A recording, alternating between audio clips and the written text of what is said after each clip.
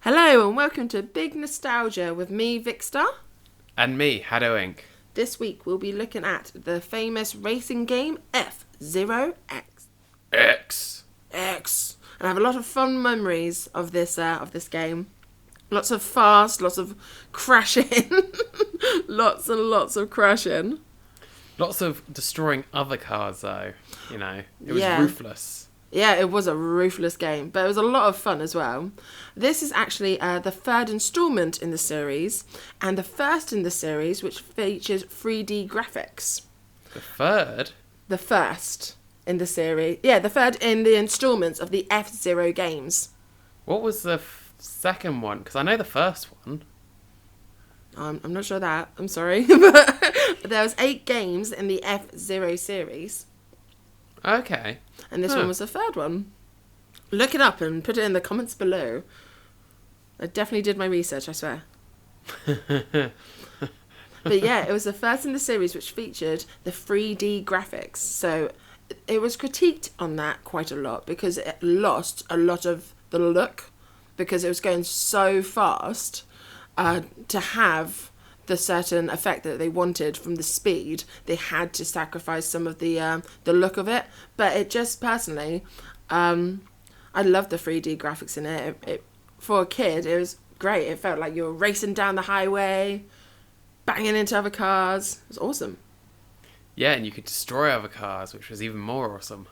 Well, this was the first F-Zero game that included Death Race, which you were talking about, and the random generalizer called the X Cup were both introduced in this game. And of course, the Death Race, the whole purpose of that race, of that that selection, was you had to destroy the other players. It didn't matter what place you actually, if you were first or second or anything, you had to destroy the other players. Yeah, and it was just on like a Mobius strip track, so you just went in a straight line as well, so you didn't have to worry about corners or anything like that. It was just It was 29 other races that you had to destroy. And it was crazy having that many ships on the screen at a time was a big deal for this as a production. That's again where the critiques have come from, the detailing in the ships when there's so many being on the screen at one time. But I think it was great. It was a great little thing to add to the game, and it really got you pushing your other team and being like racing, and it wasn't just about the racing, it was about winning in a different way. Yeah, and like the ships did look very basic as a result. Like they were very probably low polygon. They're very simple colours and stuff like that. But it worked, And to be honest, compared to other racing games, no racing games had that many detailed vehicles in them. Like aside from maybe Lego Racers being a car that you built. Like, we talked about Mario 64 last year, and that was rendered 2D sprites, so it wasn't even 3D, your sprite. And if you think about it, the most carts they would have had on the track was 8 at a time for Mario Kart. This was 30. Yeah, it's crazy, but it makes it feel very grand in scale. Oh yeah, knocking into that many players, and it was a bit of an oddity, a bit of a new thing to do because there wasn't many other games that had that many races on. These days, having 30, 40, 50 isn't a big deal, but then it was. And I always liked the title as well because it was like it's one up from F1 racing, so therefore it's F-Zero. So yeah, definitely need to see if I can. It'd be definitely interesting to find what the number 2 was called. Yeah, like that was news to me, so I don't know, we'll look it up after this. Maybe I'll put something on screen. So the characters, of course, were moved on from the first game and the second game into this game, were Captain Falcon, Dr. Stewart, a character called Pico, and the Samurai Gahora. But overall, there was 31 characters in total to play in the F-Zero X game. In fact, the second F-Zero X game was called F-Zero Grand Prix. Grand Prix. Grand Prix? Prix? Yeah. Yeah, that's what the name was. And then, of course, you had the F-Zero X after that. It's weird. It was a weird kind of coherence. It wasn't just F-Zero, F-Zero X2, F-Zero 3. It's a weird kind of transition. No, I remember all the races. I think there was one based off James McLeod from Star Fox. Yeah, I did. When I saw that name, I put James McLeod Star Fox Dad ? But yeah, it was made purposefully. And Jodie Summer, I think that was the only. There was only like 2 girls. One was called Jodie Summer, which is the most American name you can think of. Yeah, and to be honest, I wouldn't be surprised if there were if you look properly, whether there's more references to different stuff for it. But oh yeah, it probably is, isn't there? The Fox one's always one that stood out, and the fact that he was like a human dude in it as well. Yeah, he wasn't even a fox. It was a bit weird. Definitely when you had so many aliens and stuff like that. You could have just had puppet looking James. No one would have batted an eye. Do you remember playing as any particular character? I think I played as Captain Falcon quite a lot. Yeah, he was a good all-rounder, wasn't he? I remember you had his rival as well, which was Blood Falcon. Which is basically the same character, just a slightly different ship. Yeah, he was purple instead of blue.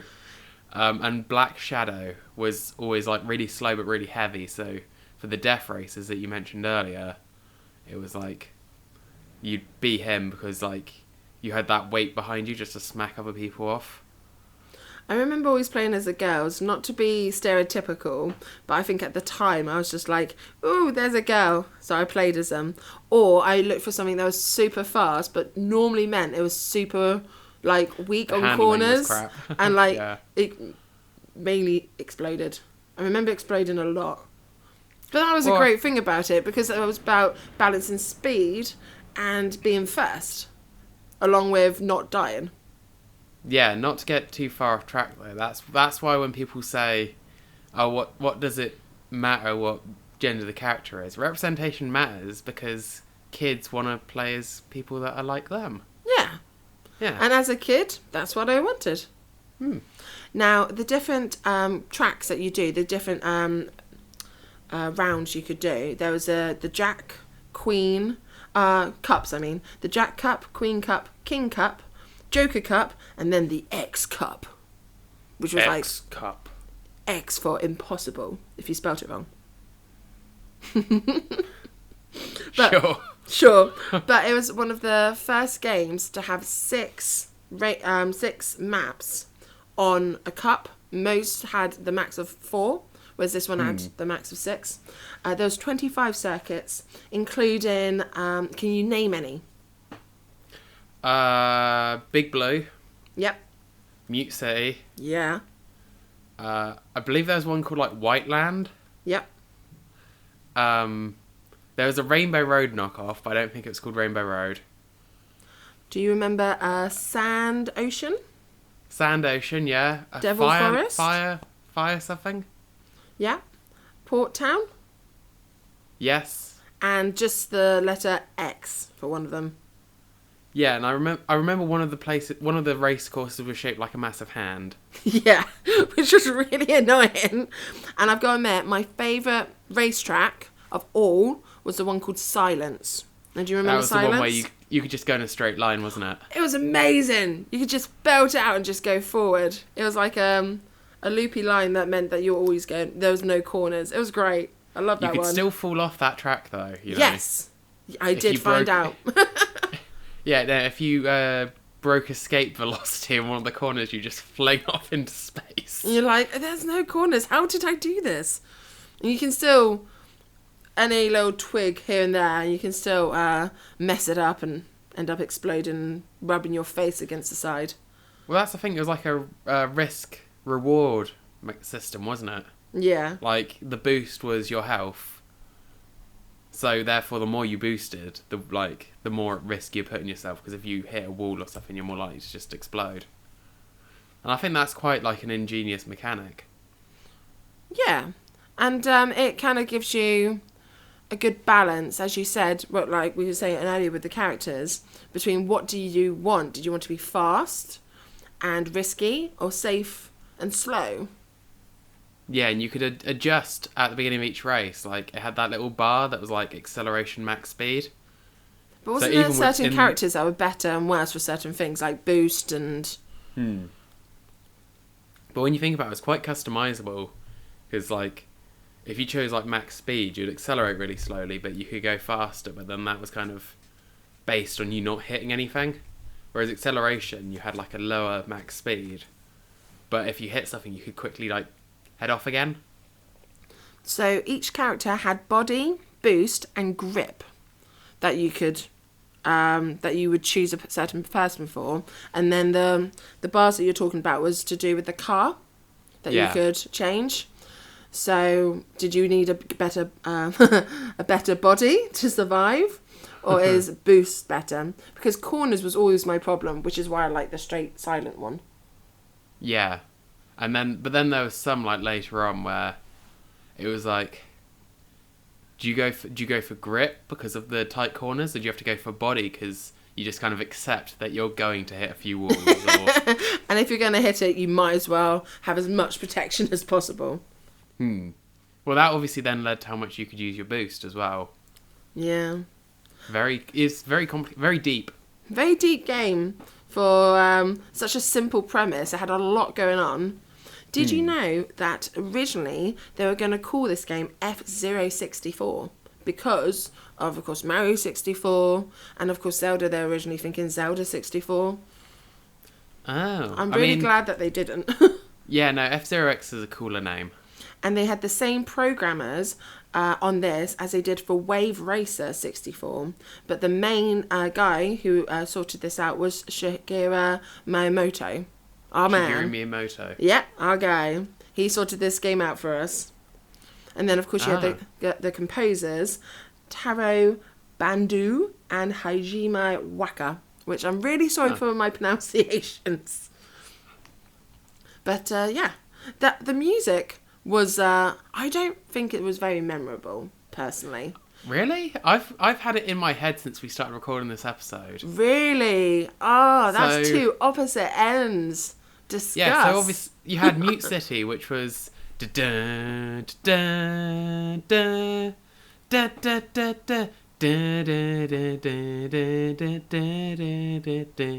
remember? Yeah. Oh, okay. But and I suppose they had a nice when you're looking through the people, there was just a standard sort of bass track to it.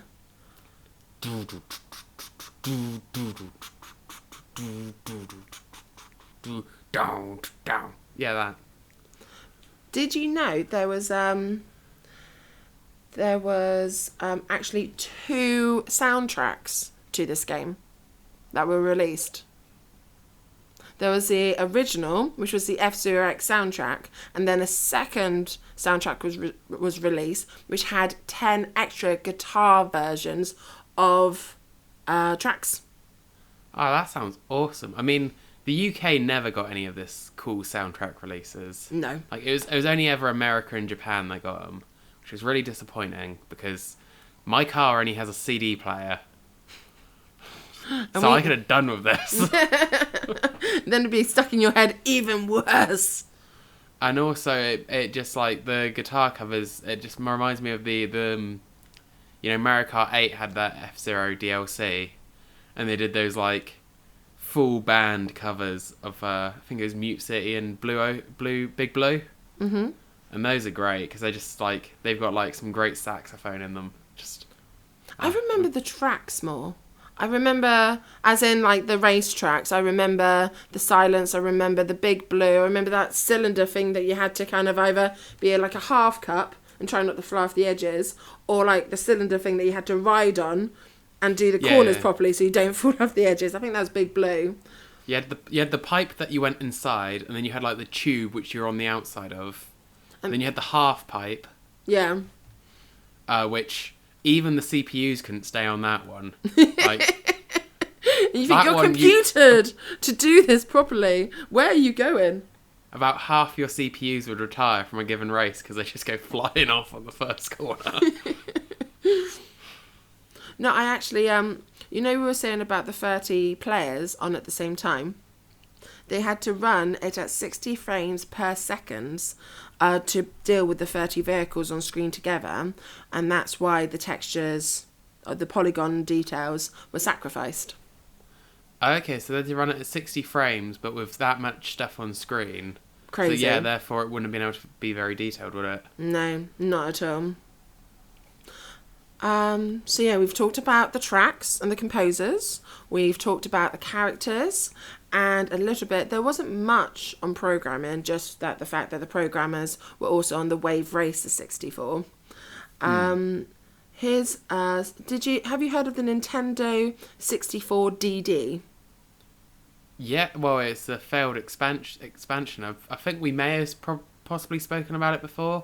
I don't know if it had come up when we were talking about other games.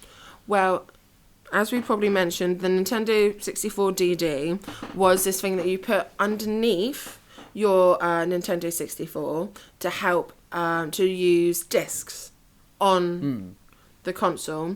This game was the first game made for that. With extension. So what you do is you'd put your original F-Zero X game in the top, and it was the first disc made with additional content for the game. Okay. So Nintendo 64 DD allowed cartridges to be compatible with an add-on disc, which included track editors, extra courses, and lots of updates, but was, unfortunately, Japan only. Yeah, because I don't think it sold that well, did it? So therefore... No. Unfortunately, it didn't. It didn't work. But it was interesting to see that this was a game that they tried new stuff with. Yeah, and it's a bit similar to obviously what we were saying with Stop and Swap last week with banjo-kazooie. Just some of the solutions they concocted back then to like stretch what you could do with cartridges and the hardware of the time was just mad, really. They're like, here's a big thing to stick underneath your N64. Well, this included 12 new tracks, a car editor, which a car editor is quite a... I know we had the Lego, and then you can make your own car through that, but for a non-Lego product to have like more unique custom work done to it was quite a modern take. They were really trying to innovate, and they had 100. You can make a track. You could be a track creator. That's the thing that like I'd heard somewhere before, and I was like, that is so cool. It's such a shame that no racing game has bothered with that since. You can make up to 100 tracks, and the way it worked is that you use the same tools that the designers used in development to create original circuits. And it makes me think of like almost Roller Coaster Tycoon, but you wouldn't have the limitation of having a ground. Oh, but imagine the games you could have made. I just really like the idea. It's just a shame that the technology wasn't up to scratch to kind of balance out. Yeah, it's a shame that they haven't been able to do anything like it since. And the characters, Captain Falcon, Samurai Gohora, and Jodie Summers, they had an equal power level over body, boost, and grip, new colour scheme, altered designs, and new looks for their picture added to this extension. Interesting. So they were really they're really thinking about it. It's just a bit of a shame it didn't work. Yeah. But I found that really interesting. No, it's like, yeah, these things, I'd rather they try and fail at these crazy things. Yeah. Yeah, because it gives you some insight into what they were thinking as well, and where they saw it going. I just hope game developers in the future keep pushing the boundaries, to keep trying to add things on, even if it doesn't work, just to make gameplay even more exclusive or dynamic. Or sometimes I think with modern technology it's easy to get a bit lazy. Yeah, no, I feel like nowadays there's a lot less restrictions in like what people can do. Well, to be harsh, at the end of the day, what they could do is like with the football series, FIFA. Yeah. They could literally just get the same basic dynamics, add a couple new characters, add couple new concepts, and then just shove it out again. Update the player list. That's the only thing I'm going to correct there, because they don't invent the football players. No, that's true. What? You can tell Vicky's into football. But back to F-Zero X. It actually it was released in the EU November 6th of 1998, and then re-released on the Wii Virtual Console in 2007, which I would so be up to having a go on. But it was actually sold in America. It sold 383,642 units, which made it the 49th best-selling N64 game. Hey, top 50. Yeah, just. Yeah. Woo! But yeah, I just my own memories of the game. I just have so many fond memories of the game. It was a great game. Yeah, and it's like, it's almost, it's for a slightly more mature audience than, say, your Diddy Kong Racings and your Mario Karts. Yeah. But it's still, like, enough bright and colourful fun, and, like, just has enough cool factor that I think anyone could really get on board with it. Yeah, you shouldn't really take a game like this too seriously, but with the death race added, that was a unique concept at the time for F-Zero X, to basically go in and be like, right, I'm not going to win, but everyone around me is doomed. Doomed. Yeah. I think it was a few years later, but did you know that F-Zero got like an anime for a little bit? No way. That yeah, sounds it was amazing. about like following like the adventures of like Captain Falcon and like these death races that he does for F-Zero. And I kind of want to see it. Yeah. It seems like the weirdest shit. If you have any of the episodes, please put a link below and we would definitely check it out. Yeah, because I'd be really interested in this. Like, to be honest, I think you could tell a really good story around like the idea of like F-Zero as like the most dangerous races in the world, taking place in like this sci-fi future. But I suppose the most famous thing that F-Zero X has been in since, of course, the gaming series is Smash Brothers. Yeah, I mean, and that in itself was quite something, because like, I think it's actually something we said during our like top 10 video for season 1 was like, Captain Falcon, since when does he get out of his car? Exactly, but to think of all the series, definitely before they did this with the latest Smash, having so many characters and bringing so many in, which we love. Mm-hmm. Captain Falcon being more of an original character out of all of the series, to choose him, and he's quite an old unique character for the Smash Brothers series. Yeah, and well, that's like, and almost for Smash they'd have just had to create his moveset from scratch, because obviously they had nothing really to reference from apart from the fact that he was a race car driver. He had a car, but we're not putting him in it. We know what he looks like, and he's called Captain Falcon. Falcon Punch. Yeah, how about he just punches really hard? Sounds good. Make it happen. Yeah.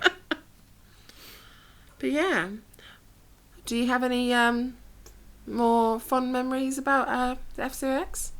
No, I think you've captured a lot. Like, it's just such a fond memory because it was just so unique. Yeah. Like, it had a very clear. This is obviously before Mario Kart 8 stole its thing, but it had a very clear USP, which was like 0G racing, and all these like unique shapes just hovering in space, because it was sci-fi. Who cares? It's floating in space. What can we do to make this a bit more unique? Well, that's the thing. It's like there's not been an F-Zero game, I think, since the GameCube now. And it's like, I think there's a lot of demand for it, and there could be a lot to come from it. And there's been some like indie games that kind of copied its gimmick.